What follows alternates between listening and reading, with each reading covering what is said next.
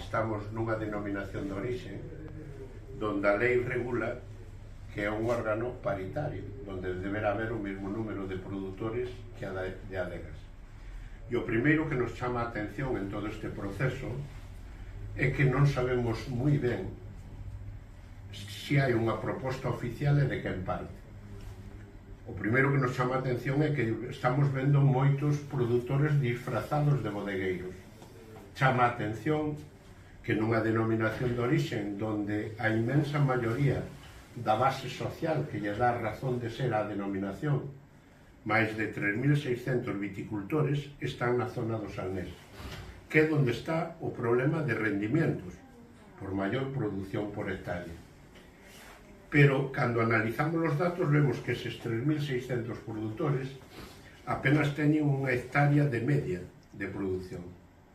Por lo tanto, no mellor dos casos, en uns precios razonables, estaríamos falando duns ingresos brutos de 24.000 euros. Se esos ingresos brutos de 24.000 euros lle quitamos os costes de produción, estamos falando que a 100% desos viticultores están lonxe do salario mínimo interprofesional. Por lo tanto, cando agora aparece unha proposta, o primeiro que nos chama a atención é que se está basada en datos técnicos e obxectivos, o normal é que quen a propón dé a cara. E sepamos se están propoñendo viticultores adegueiros ou están propoñendo determinado grupo reducido de bodegas que teñen problemas de stock ou que queren comprar máis barato. Porque o que nos chama a atención é que fai 2 anos o Consello Regulador encargou un plan estratégico que dentro dos obxectivos dese plan estratégico, polo que se pagou moita pasta a un grupo americano, tiña un crecemento ordenado de plantacións de hasta 900.000 hectáreas, porque era o que se consideraba que era necesario para abastecer o mercado de Albariño.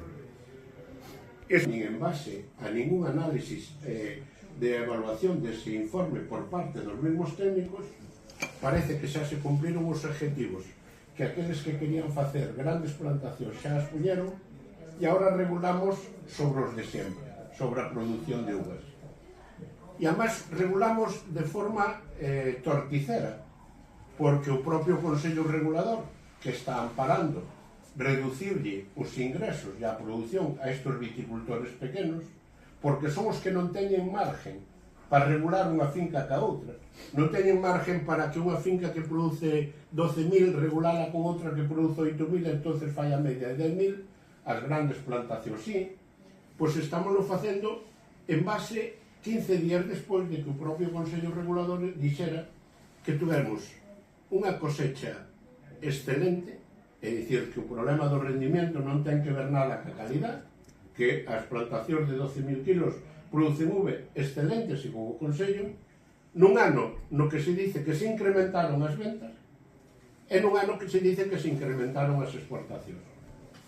Por lo tanto, que variou para que de pronto empecemos a andar todos detrás de meterlle mau ao rendimento, ao conxunto da denominación? Porque o que nos chama a atención é que as grandes bodegas, chámese cooperativas, pagaron a uva un 30% máis que as outras bodegas e resulta que necesitan todas as uvas que poda haber. Non teñen o problema ese de excedente. E, por lo tanto, que nos están de algún xeito trasladando, socializando, e a mala xestión das bodegas que podan ter algún viño sin vender. E, en todo caso, cando se quere facer un equilibrio, tendrá que facerse en máis dunha campaña.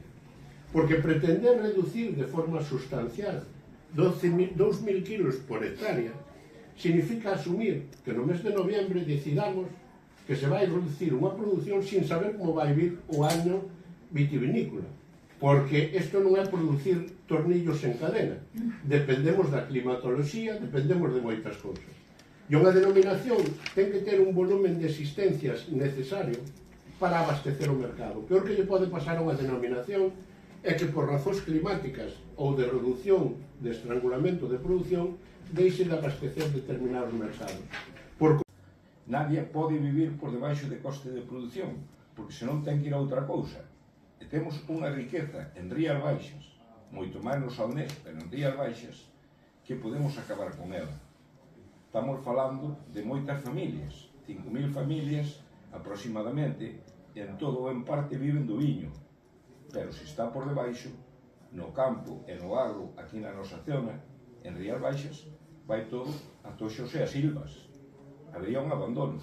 Pois, hai un tema moi claro, que haixa 12 non obriga a ninguna bodega a comprar os 12. Unha bodega compra o que quere.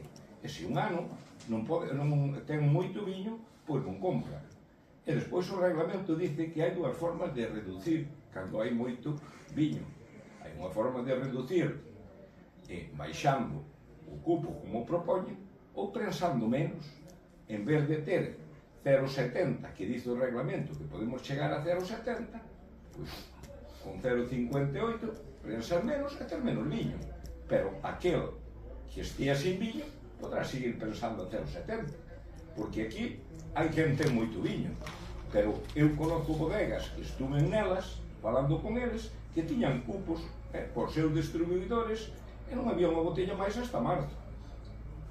Ademais, se é verdade certo que algún problema sembrou cando subeu a uva o kilo a 3,50, pero non o propuxeran os viticultores. Foran dúas firmas que viñeran para coller viticultores trataran de subastar a uva alta, o que levou a encarecer o viño. Entón, encarecer moito viño, a economía, pois, dos españoles e incluso en todo o mundo non daba para pagar eses precios, porque subiu unha media de 4 euros o litro. Logo, houve unha pequena recesión en ventas moi pequena no 2022 e 2023, que eso levou que ese precio non podía ser, todo o mundo sabíamos que non se podía aguantar, baixou a precios bastante normales, o cal levou en 2024 a vender un pouco máis. E o 2025 vendeuse sobre 1 millón de botellas, porque a calificación da que se vendeu calificou sobre 800.000 litros. Sempre falaremos de calificación do Consello Regulador, porque é o único dato que temos. Os datos de venta tenos cada bodega que son privados e non cos vamos a saber, non? Logo sempre collemos os mesmos datos.